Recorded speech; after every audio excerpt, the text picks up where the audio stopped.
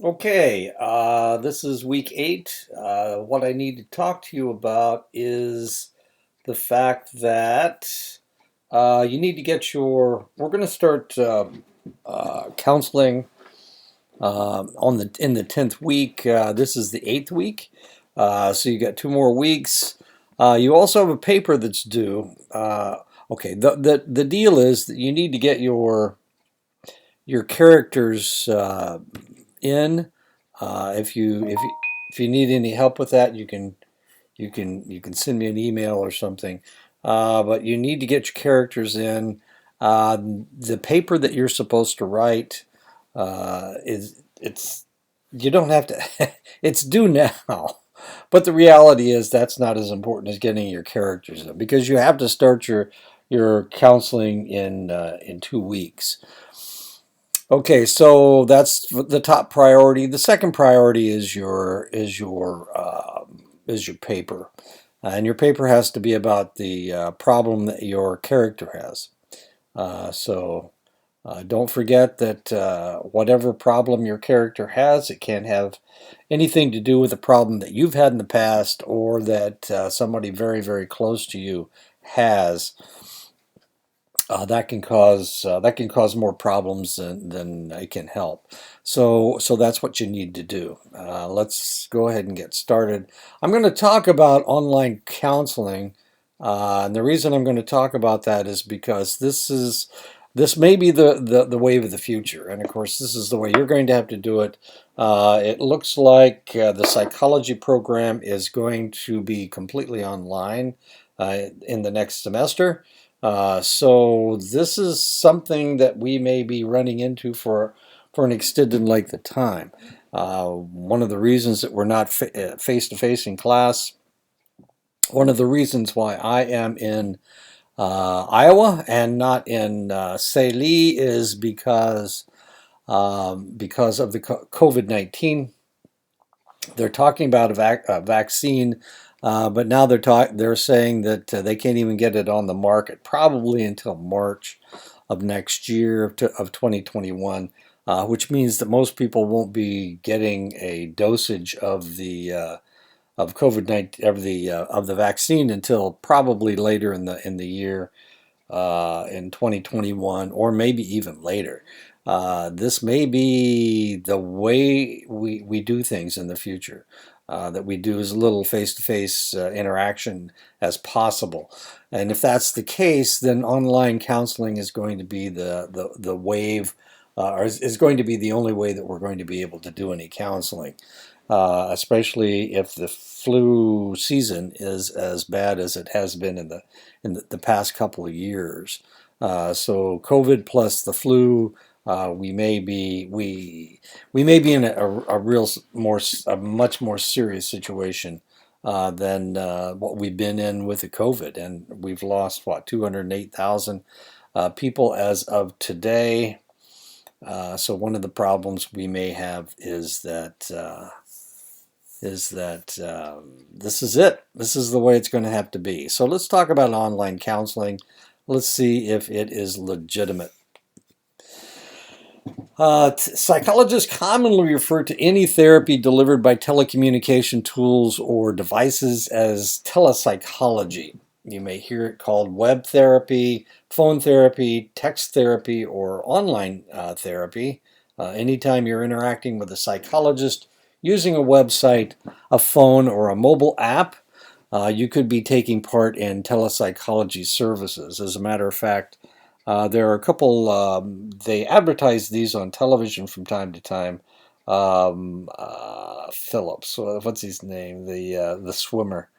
The swimmer has had depression in the past, and he advertises for one of these online telepsychology programs. Technology can contribute to an evolution in how people receive psychotherapy or work with a psychologist. Researchers are taking great interest in telepsychology and telehealth, evaluating how well it works, especially compared to in-person, in-office psychotherapy sessions. And of course, being on the reservation and being so far away from the medical facilities, or even mental health facilities. This may be what has to happen on the reservation anyway. But much like the technology, the research is still new, and there is a lot of science that science doesn't know. There are a few points to consider before signing up for any services that are offered exclusively online or by telephone. It can be convenient. Online therapy can take less time away from the office or your workday or worry about traffic. No need to travel miles to meet up with your psychologist. Dial a number or log in to a site, and the session can happen wherever you are comfortable. Compared to traditional in-person therapy, it can sometimes appear less expensive. Some apps will advertise pricing that provides unlimited use for a weekly or monthly fee, or the online session may seem significantly lower than in-office visits. If you're not interested in using health insurance for psychotherapy, this can be a benefit. Online communication is very comfortable for many people, especially younger adults or those who use technology often.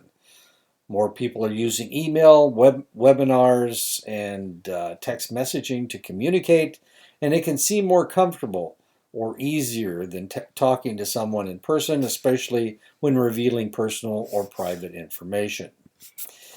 It can provide access to those who can't get to an office. In some rural communities, the nearest psychologist office may be an hour or two drive away. Some people with chronic illnesses or disabilities may not be able to drive or be easily able to leave their home. In these situations, web or telephone-based therapy may be their only option for help. The research hasn't yet shown that standalone therapy online or via texting is effective for everyone in every situation. Some sites advertise that they offer therapy, but those claims may be misleading or false. For example, the people behind the apps may not be licensed or qualified to provide therapy. Licenses are granted by each state with their own laws and rules, much like each state determines what residents must know to earn a driver's license. But unlike driver's licenses, which allow you to legally operate a car in all states, a healthcare provider is limited to providing services in the state in which they are licensed. The provider must be licensed in the jurisdiction where you are located, and making that determination may be difficult to do if you don't know where he or she is physically located. Psychotherapy works in part because psychologists ensure the clients have a safe, private space to share deeply personal and sometimes difficult stories, thoughts, or emotions. What happens and is said in a therapy office stays there with the exception of a few situations. The site or app you use should, at a minimum, be HIPAA compliant and HIPAA compliant, and have the ability to verify your identity and your therapist's identity. Many insurance companies cover the treatment of mental health and substance abuse disorders, but online therapy or web therapy services are often not covered or reimbursable by most insurance providers. But with COVID-19 and with things going online, this is going to be more common for insurance companies to accept online therapy. And this is talking about a research that they did, internet-based versus face-to-face cognitive behavioral intervention for depression. A total of 62% participants suffering from depression were randomly assigned to the therapist-supported internet-based intervention group. The number was 32, and to the face-to-face intervention, and there were 30 in that group. The 8-week interventions were based on cognitive behavioral therapy principles. The intention to treat analysis yielded no significant between group difference, online versus face-to-face group, for any of the pre to post-treatment measurements. At post-treatment, both treatment conditions revealed significant symptom changes compared to before the intervention. So both of them worked about the same, face-to-face and online. A second one, this is internet versus group-administered cognitive behavior therapy for panic disorder.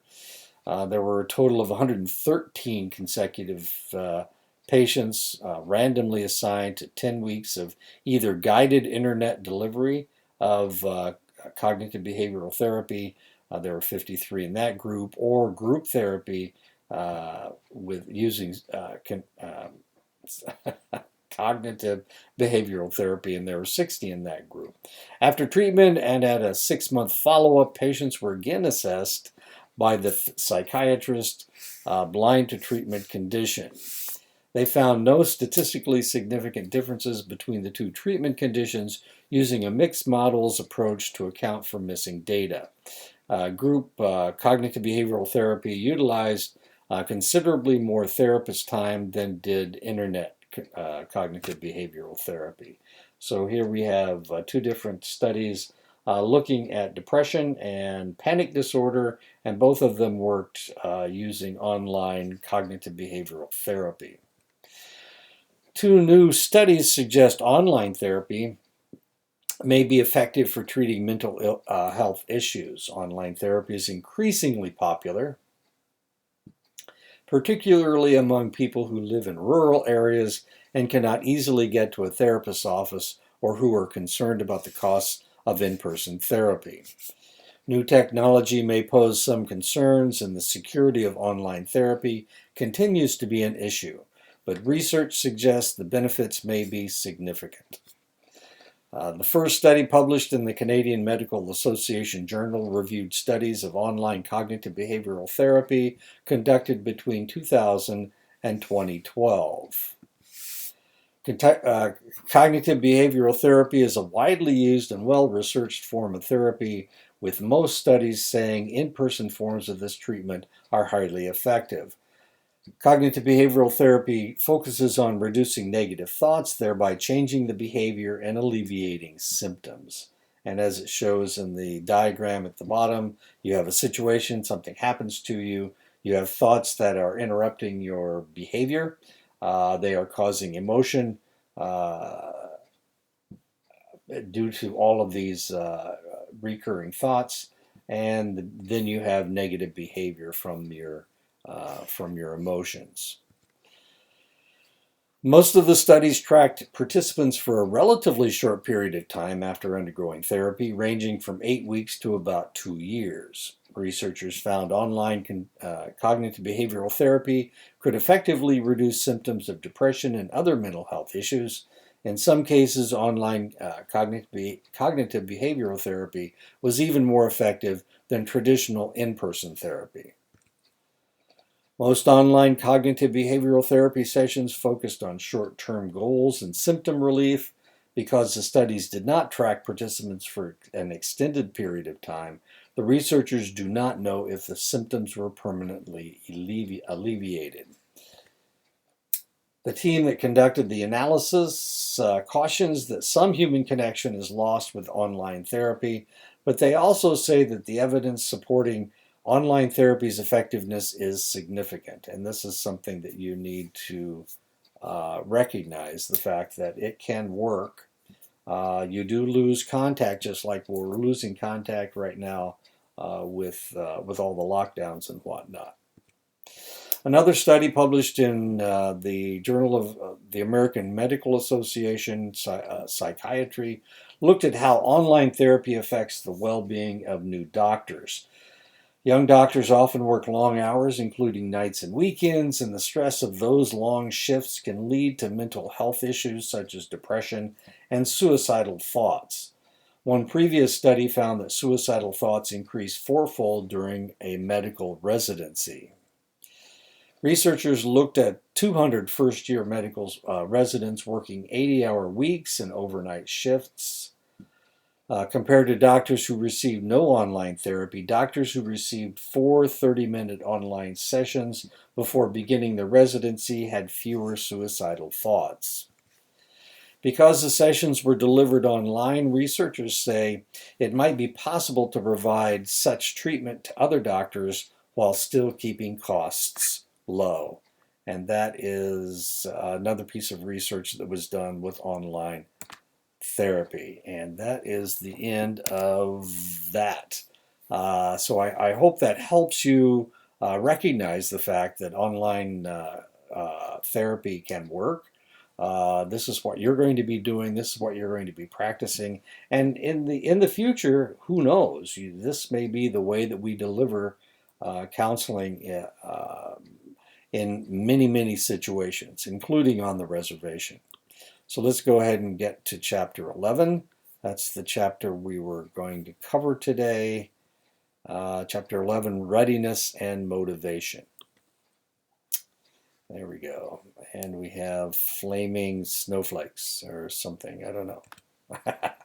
Starting with research by Prochaska in 1999, researchers have identified 5 stages of readiness to change using smoking cessation, weight reduction, and sobriety studies. And this was basically what we were looking at. They were looking at smoking cessation, weight reduction, and sobriety studies. The first stage is pre-contemplation. The second is contemplation. The third is preparation. The fourth is action. And the fifth is maintenance. And now I'm going to explain to you what we're talking about. In the pre-contemplation stage, the individual denies or lacks understanding of his problem behavior. Since the individual does not recognize their problem, they do not see the need for change. They may blame their problems on others. They may only agree to see a practitioner because someone else has suggested or required it, like if they were a drunk driver, the courts may order them to go see a counselor. This is the pre-contemplation stage. They don't think they've got a problem. Pre-contemplation, a person who abuses substances but, despite many arrests for driving under the influence, does not consider themselves to have a problem that needs to be addressed. A gang that lives in a community with high levels of violence who believe they can continue perpetrating violence and not be personally affected. A husband who comes along to counseling because his wife thinks they have problems but doesn't see any problems himself. A wife who wants to end her marriage and comes to counseling to ease her guilt. Maybe she is going to counseling in order to tell herself, I did everything I could to save the marriage. I even went to counseling. A person who has had a serious health crisis and has been told to change their eating habits but states, I've always eaten this way and I'm not going to change now. Practitioners should focus on raising clients' awareness of the urgency of the issues and the pain or fear involved. And this is in the pre-contemplation stage. Pre-contemplation counselor, if you continue drinking, what do you think your life will be like in 5 years? Sorry for all the almost nudity anyway. Counselor, I've worked with people who have changed their eating habits and become healthier. Are those Twinkies? Yes, they are. Doritos, Twinkies, and Chex Mix. A person in the pre-contemplation stage isn't interested in setting goals. The target must be to get the client to think about changing their lives and whether it will improve their lives. A second stage of readiness for change is contemplation. The individual in this stage weighs the pros and cons in making a change, but they are not quite ready to move ahead with making a change. Practitioners can discuss the advantages and disadvantages of changing. It is helpful to identify barriers or challenges to making changes. The practitioner can propose small steps toward considering a change. Practitioner, as you think about giving up marijuana, what do you consider would be the advantages and disadvantages? Something that you might say to someone who is at least thinking about changing. Client, I am not ready to make any changes right now.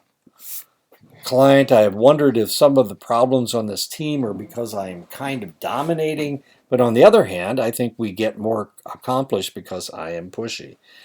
They're thinking about changing, but they're not quite ready yet. Client, my boss thinks I should get over my fear of making speeches, but I'm just not sure if it is something I can do. Client, I keep getting sent to the principal's office for fighting, and then I can't play in the next football game. I don't like getting in trouble, but I have to stand up for myself. Client, we have discussed forming a committee to address the problems in this organization, but I wonder if we would really accomplish anything. They're thinking about it, but they're not getting anything. They're not ready to start, to change. Practitioners can help clients identify barriers or challenges to making changes and also strengths that will be helpful if they decide to change. Practitioners might ask if there are small steps that they might consider that may lead to a greater willingness to change in the near future. The third stage is preparation. And the third stage of readiness for change, of course, is preparation. The clients are ready to change and are looking for information. They may have already made some changes and are wanting to make more progress. They may have made some small steps and are ready to move forward, making goals. Generally, people need to be in this stage before a major change will be possible, in the preparation stage. The fourth stage is the action stage. Clients are ready to take specific steps and may need little or no support from the practitioner. If the practitioner assumes that clients are at this stage and yet they are still in a previous stage, the practitioner will likely feel frustrated. Clients may feel that they should be ready to take steps they are not yet ready to take. Only about a third of clients come to a practitioner at this stage. Action.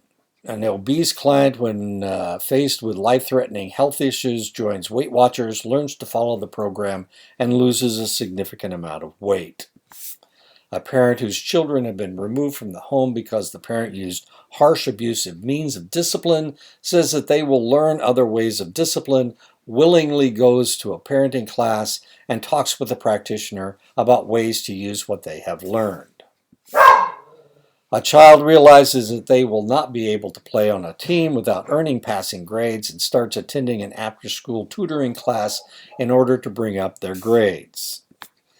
A task group establishes a clear goal, identifies steps to achieve their goal, and talks with a practitioner about ways to work together most effectively. Maintenance is the last stage. The pull to return to old behaviors is extremely strong. Clients need to develop ways to cope with temptations and to reward day-to-day successes. It is helpful to explore how past successes have been maintained and develop ways to maintain current changes. When I was up in Montana, I had a good friend who was a healer, and we had long conversations. He told me that he had been an alcoholic for like 45 years. This guy was a drinker. He was also the chief of police. But and they kept sending him to rehab, and it didn't work. And so one day he went up on a vision quest on the mountain, and he came back down as a healer. He said every day he had been a drinker for 45 years, and every day he woke up in the morning and he had to tell himself that he wasn't going to drink anymore. This isn't the only individual that talked about that. I had another friend who was an alcoholic up on the Fort Belknap reservation, and he'd been sober for 17 years. And he told me every day he woke up and had to convince himself that he wasn't going to drink that day. But he had been sober for 17 years. Not easy. And this is maintenance. This is how you keep from relapsing. But relapses are very common, and maintenance is the only way to keep from relapsing. If I can move forward. It must be remembered that this stage can be difficult. The old behavior was maintained before because it was rewarding or comfortable. Clients need to learn to cope with old behaviors and temptations for the long haul. And of course, it's not the easiest thing in the world. Do I eat the apple? Do I eat the cake? Well, this one time I can eat the cake. You better stay away. An organization develops more effective ways of problem solving and plans regular meetings so potential problems can be addressed before they become bigger issues. An individual learns to stop procrastinating on projects and makes plans to check in with someone who will provide honest feedback about whether the problem seems to be reappearing. A person who has had serious problems with alcohol abuse continues to be involved with Alcoholics Anonymous. A person who has lost weight with the help of Weight Watchers and continues to attend meetings at least once a month. Maintenance.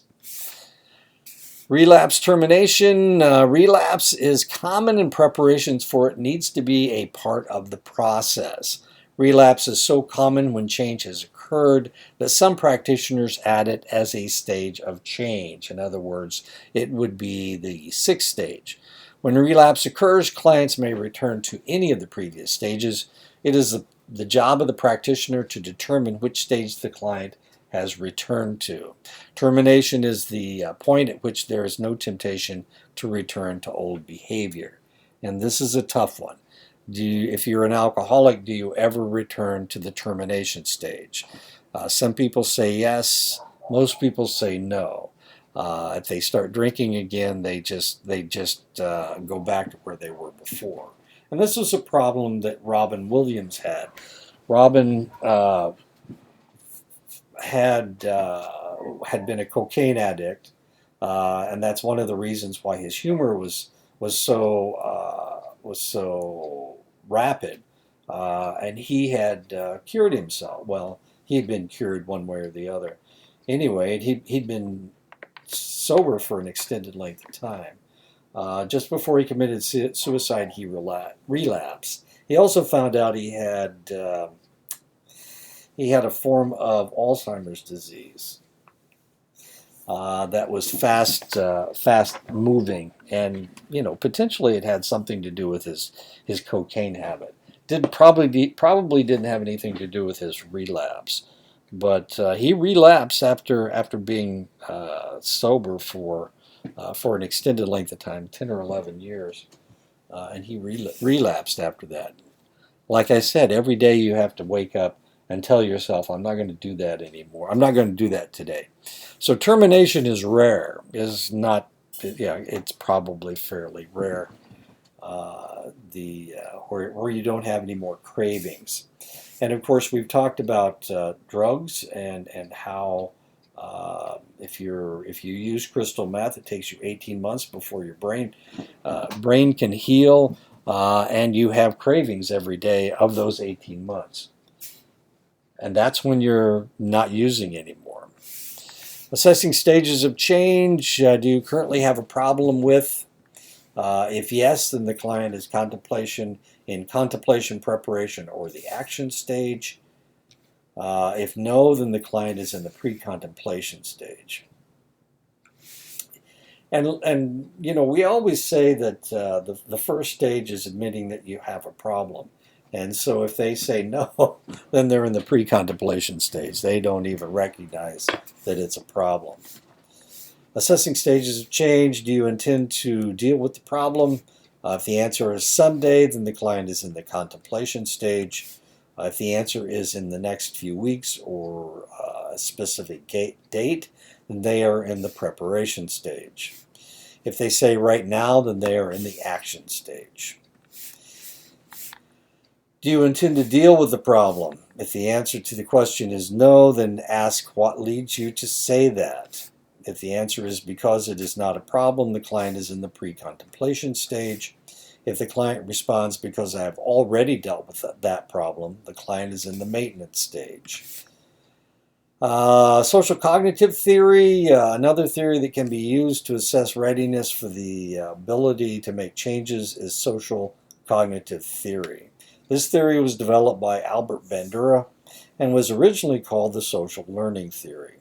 and we still teach it as a social learning theory, but as in counseling we refer to it as a social cognitive theory, and that's Albert Bandura when he graduated from college.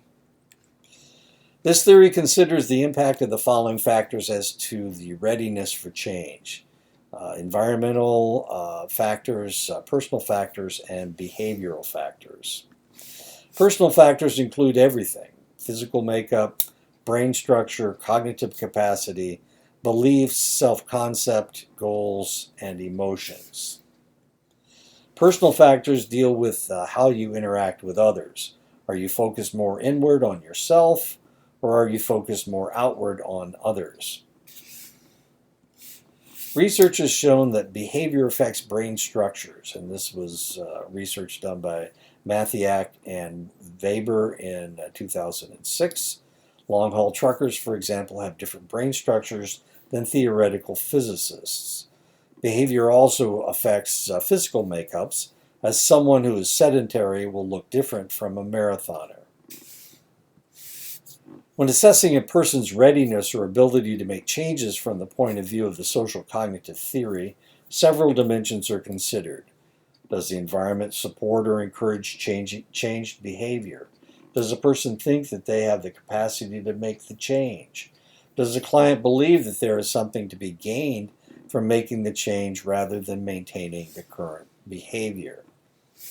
The practitioner must take into account all factors that influence the client, family, group, or organization. Do they feel compelled to solve the problem? The amount of discomfort created by the problem impacts the motivation. Environmental factors can influence motivation as well. The relationship of the client and the practitioner influence motivation. Positive regard can increase motivation, as can the practitioner's genuineness, focus on the issues, and regular feedback. Problems in the relationship must be dealt with non-defensively by both parties, but especially the practitioner. It is important for the practitioner to regularly ask for feedback from the client to ensure that the progress he or she perceives is actual and not illusional. Discounting is a cognitive distortion that allows clients to deny or minimize existence of the problem. Discounting. 4 levels of discounting: thinking there is no problem, thinking the problem is not significant but present, thinking the problem does not have a solution, this still blocks motivation, and thinking that others have changed the problem but that she cannot do it. This could be in the contemplation stage. An individual who thinks being 50 pounds overweight is not a problem. A family that believes disciplining children by hitting them with a belt isn't a problem. A task group that thinks the fact that they haven't started working on an assignment that is due in a few days is not a problem. A business that thinks the fact that their product isn't completely safe is not a problem. The guy that is 50 pounds overweight accepts it as a problem, but not a serious one, thinking the problem is not significant. The abusive belt-hitting family might not worry about their discipline technique because, 1, they never do it in public, 2, it doesn't happen that often, and 3, this must be the right way to discipline because their family has always done it this way, going back 5 generations. The task group says that getting started late is a problem, but not a serious one, because students work on things at the last minute all the time, and they still get them done because they are so brilliant, and all students are brilliant. The business admits that their product isn't completely safe, but since most people are not negatively affected by it, it isn't really important to change it. Thinking that the problem does not have a solution. Being 50 pounds overweight is a serious problem, but everyone in the family is overweight, and there is nothing that can be done about it. Disciplining children by hitting them with a belt may be considered a serious problem by some blue noses, but in the community, but it is the only effective way to make their children behave. We wanted to get a good grade on this project and knew that starting late may mean that that won't be possible, but everyone was too busy. We just couldn't do it any other way. The business made a statement that selling a product that is unsafe is a risk, but it is a profitable product and they don't know any way to improve the safety. Thinking that others have changed the problem, but they cannot do it. I am concerned that about being overweight, and I know that my friend lost weight recently, but losing weight isn't something I can do. We haven't been able to discipline our children except by hitting them, but our neighbors took a parenting course and learned several new ways to discipline their children. For this assignment, we weren't able to start working until right before the project was due, but some of the other groups in the class somehow found enough time to work together before the project was due, and they got better grades than we did.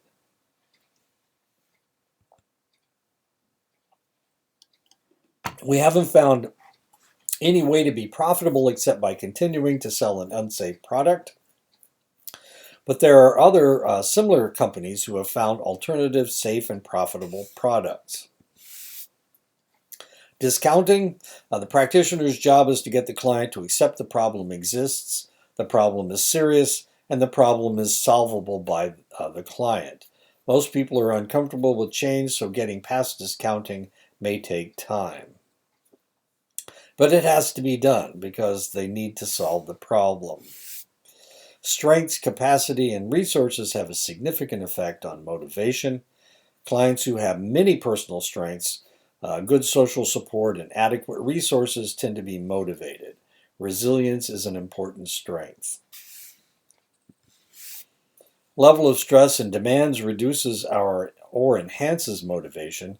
Clients who have faced extensive stress recently have high stress currently had depleted their resources and may have difficulty dealing with new stress. Experience teaches the client that they have the ability to affect change. Experience leads to self-efficacy, which leads to hope. Another element of hope is an internal locus of control. They believe that their behavior will produce the desired changes. People with an external locus of control believe that control is external and they have no power to influence it. Thus, anything that they do has no connection to the outcome. There is no way that they can fix themselves. Practitioners bring their previous experience, education, and beliefs about change to any meeting with clients. When change is not as quick or easy as clients want, practitioners provide support and encouragement that change is possible. Another element of hope is the placebo effect. Research on counseling and medicine consistently shows that when people believe that something will help them, then often it is helpful. All they need to do is believe, as strange as that may seem. So if they think you can help them, then you can help them. It gives them hope. And that is the end of the chapter. So don't forget, you need to get your character profiles in so that I can put them online. We will start, you need to start making contact with your fellow 291 students because they're the ones you're going to be counseling.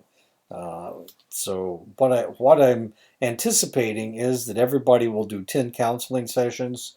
Which means you'll probably have to do counseling sessions with two counseling sessions apiece with 5 people, 5 different people. So you need to start trying to make contact. You can do it on your telephone. I'm not exactly sure whether you guys can set up Zoom meetings. You can Skype, you can Duo. There's some kind of a Facebook thing. If you're on Facebook, there's some way to do that on Facebook. You guys are more technologically astute than I am. I'm a pretty old fella. I didn't own a computer when they first came out, and I'm not really a technophobe. I'm just not really very good at it. I do okay with Zoom. Maybe I can set your Zoom meetings up. If you can't set them up, maybe I can set them up. That would be interesting. I don't know why you couldn't. You could tell Zoom that you wanted. I don't know if you have that capability. That would be the way to go, I guess. Anyway, you guys can set these things up. You're a lot smarter than I am about these things. So that's what's going to happen in 2 weeks. This is the eighth week. It's also midterm. This is how midterm's going to work. I will give you the grade, whatever points you have right now. That's what your midterm grade is going to be. Um, if as long as you've done something, I will give you a passing grade, probably, unless you've only done one thing or something. So as long as you have some points, I will give you a passing grade. If you are one of those individuals that's on scholarship and have to have a good grade for midterm, then you need to tell me. Either that or you need to get something done. Anyway, so if you want those points to count, there is no midterm test. You guys have been taking quizzes all along. I think I have to probably turn in the grades by the 12th, which is Indigenous Peoples Day. It's probably by the 13th, I would imagine. Anyway, okay. So if you want points to count, then you need to get them done within the next week. Okay. So I'll see you guys next time, and stay safe. Next time I'm going to cover two chapters, probably 12 and 13, then 14 and 15 the next week. Yeah, 14 and 15 the next week. And we'll start counseling pretty soon. So get your characters in, get your paper done. That's the only way you'll know how to act is with the paper. The paper is supposed to be covering whatever your character's problem is. So if they're depressed, you can write a paper on depression. If they have panic attacks, then you can write them about panic attacks or anxiety or whatever, drug abuse. Then you can write it about that.